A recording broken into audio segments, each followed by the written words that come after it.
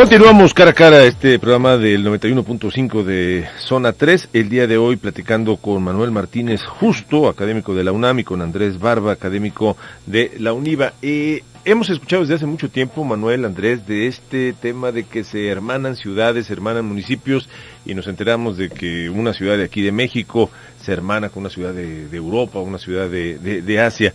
¿Esto qué significa y sirve para algo? Bueno, déjame remontarnos un poco al origen de estas sister cities, como le llaman, o de los hermanamientos. Esto surge a partir de la Segunda Guerra Mundial, del término de la Segunda Guerra Mundial, en que los países quedan devastados. Y cuando hablamos de los países parecería que es algo abstracto, que no tiene una repercusión en algo muy local, ¿no? En ciudades concretas, en pueblos, etcétera. Bueno, lo que ocurrió en esa etapa es que, independientemente de la guerra que se habían enfrentado dos gobiernos, dos pueblos, bueno, pues cuando termina la guerra, esta devastación que se había generado en algunos lados genera un movimiento de solidaridad entre la ciudadanía de algunos municipios, de algunos pueblos, de algunos ayuntamientos, de algunas ciudades francesas, alemanas, etcétera, que veían que sus hermanos de otras poblaciones pues estaban pasando por una situación muy difícil, que las negociaciones a nivel de gobiernos nacionales iban a tardar mucho en solucionar esos problemas concretos, y entonces se solidarizan las poblaciones que mejor estuvieran con aquellas que estaban más devastadas y con las que sentían cierta solidaridad. Y a partir de ahí, a eso le empiezan a llamar un hermanamiento. ¿Qué le daban? Le daban a veces alimentos, les daban medicamentos, les donaban servicios públicos, etcétera.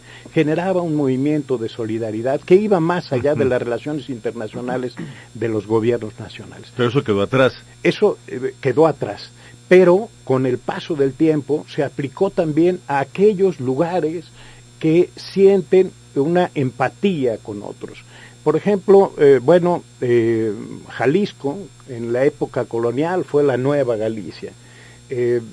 Con el paso del tiempo, la comunidad española que se asentó en Jalisco, una buena parte de ella es una comunidad gallega. Y a partir de ahí se generó una empatía de cercanía, de solidaridad, etcétera. Pero no, Manuel, ahí lo entiendes perfectamente. Hay una identificación de sangre, de idioma, de origen. Pero, por ejemplo, con una ciudad asiática... Bueno, hay algunos Andrés. Ejemplos que son más útiles o más razonados que otros, ¿no? Uh-huh. Lo que mencionaba Manuel tiene mucha razón.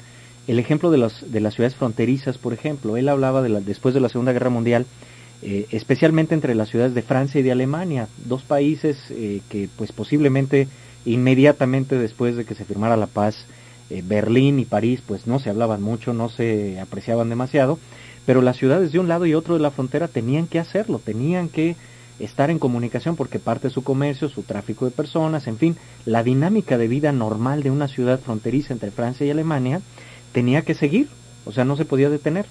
Lo mismo podemos pensar, por ejemplo, de las fronteras entre México y Estados Unidos, o México y Guatemala, por ejemplo. ¿Qué pasaría si hay un incendio terrible en El Paso, Texas, y se necesitan muchísimos combatientes de incendios, muchos bomberos, y la ayuda que anuncia el gobernador de Texas, esto solo es un caso hipotético, pues tiene que llegar desde Austin o desde otras ciudades de Texas? Cuando el cuerpo de bomberos de Ciudad Juárez, que está ahí enfrente, está desocupado y no tiene nada que hacer, ¿no? Uh-huh. Entonces es mucho más fácil que entre las dos ciudades se establezcan algún convenio de colaboración para prestarse ayuda mutua en alguna emergencia, en alguna actividad en particular que requiera del apoyo de alguien más, y qué mejor que sea de alguien que tienes enfrente. Entonces en esos casos se explica muy fácilmente, ¿no?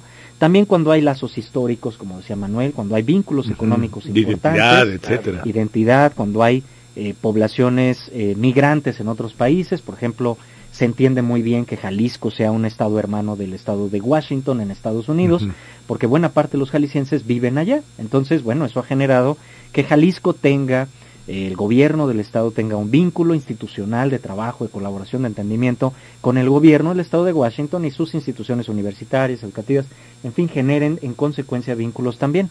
Pero tienes razón, también hay otros mecanismos de vinculación que son ociosos, que son, digamos, espontáneos. De membrete, porque todavía digo, forzado, ¿no? Te explicas una hermandad entre Jalisco y Francia, ¿no? Pon tú por origen también, por ¿no? Las Chivas. Y por las Chivas, por supuesto. No, y la gran comunidad francesa que vino, que entre otras cosas tuvo el acierto de crear a las Chivas, ¿no? Pero sí me explico, la gran comunidad francesa que llegó aquí a Jalisco, pero insisto, por ejemplo, con Alemania o con algún país o con alguna ciudad de Asia, o sea, está muy forzado, ¿no? Parecería que es muy forzado, sin embargo tiene su lógica y su explicación. Cuando nos pusimos a analizar las tendencias que seguían en el largo plazo. Tú te has dedicado a esto, Manuel, desde hace mucho tiempo, estudiar esto de las hermandades, las aproximaciones. Casi 20 años. Casi 20 años, pero esto, o sea, concretamente y desde los gobiernos municipales, gobiernos estatales, con gobiernos municipales o digamos de cantones o de regiones de otros países del mundo. Claro, así es. Llevo ya casi 20 años estudiando este fenómeno. Entonces, cuando uno lo ve en el largo plazo, encuentra uno muchas explicaciones. Y encuentra explicaciones porque las vinculaciones que se hacen y estos hermanamientos han ido evolucionando. Cuando uno ve con quién había mayor cantidad de hermanamientos, de acuerdos de colaboración entre municipios o entre gobiernos estatales, entre las entidades federativas, pues uno se da cuenta de que era con América del Norte y concretamente con Estados Unidos. ¿Por qué? Porque nuestros migrantes hacían que esa relación se diera de facto, que hubiera estos lazos.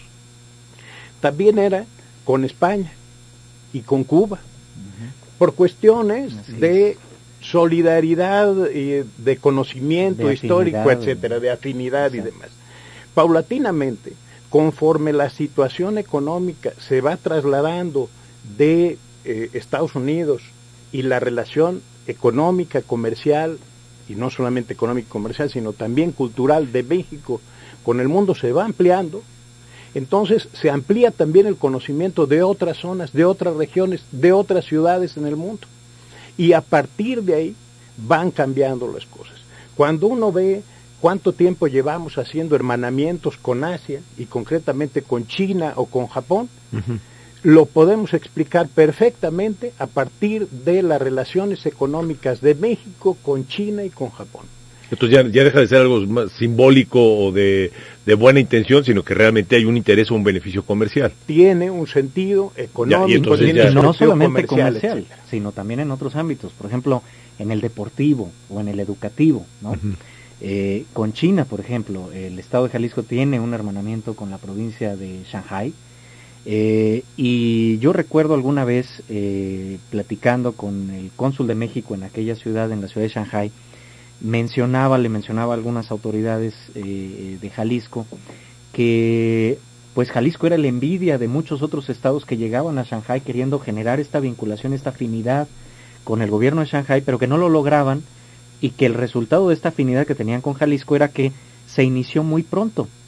Se inició a finales de los años 90, ya tenía tiempo transcurrido, y que por ende esa era una de las razones por las cuales, por ejemplo, voy a inventar las cifras, pero una proporción similar, si el gobierno de Shanghái estaba dispuesto a otorgar 20 becas para 20 estudiantes mexicanos a través de la Secretaría de Relaciones Exteriores, 10 de esas becas se las otorgaban a jaliscienses.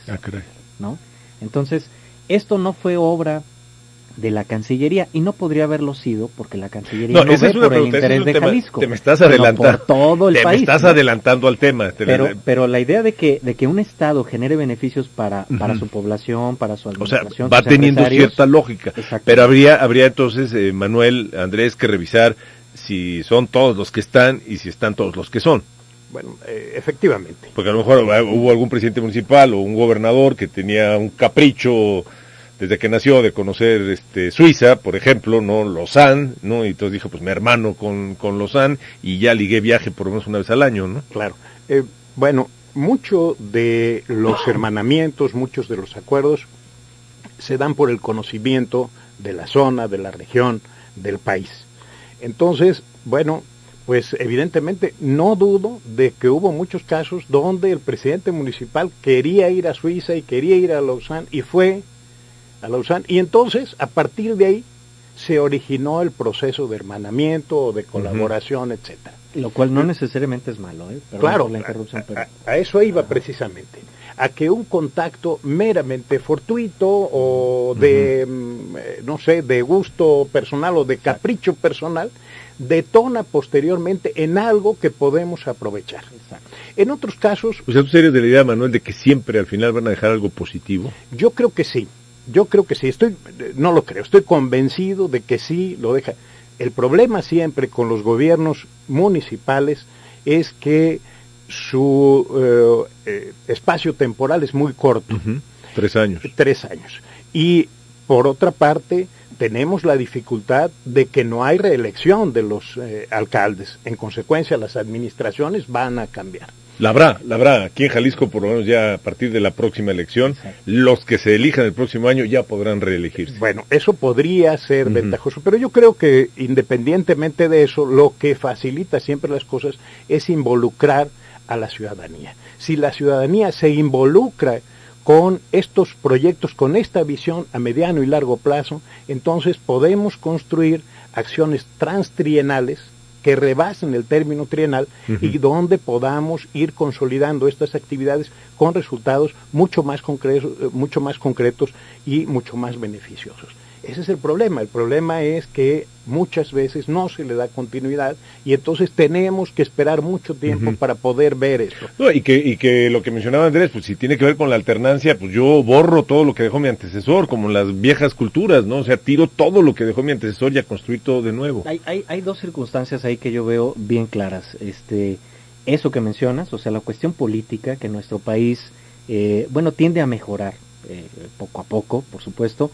Pero esta visión que se tiene tan política de la administración pública, ¿no? Ese es el resultado, por cierto, de que la administración pública cambia también muchísimo cuando cambia una administración y otra. No hay un servicio de carrera, digamos, de la administración pública como existe en otros países más avanzados en estos temas. Y eso complica muchas cosas, entre ellos el ejercicio de las relaciones internacionales. Pero más allá de eso, también hay que mencionar, por ejemplo, la falta de pericia de la administración, ¿no? Digamos que si el gobernador de un estado tiene una visión, tiene una idea de detonar algún proyecto importante para el estado y para con ese objetivo va a algún otro país y busca un acuerdo de colaboración, en fin, y al momento en el que él llega, ¿no?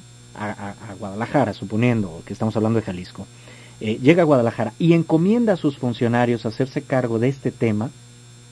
Pero si los funcionarios no tienen experiencia trabajando en estos asuntos, entonces toda esa idea y todo ese proyecto de innovación, pues no va a tener los resultados. Y es la pregunta, o sea, cuando tienes esta alternancia, llega un nuevo gobernador, llega un nuevo presidente municipal a borrar lo que dejó el anterior, ¿por dónde empieza? O sea, ¿dónde empieza a buscar? ¿Con qué experiencia? ¿Con qué conocimiento? Vamos a hacer una pausa y si quieren seguimos platicando sobre esto. Cara a cara, regresamos.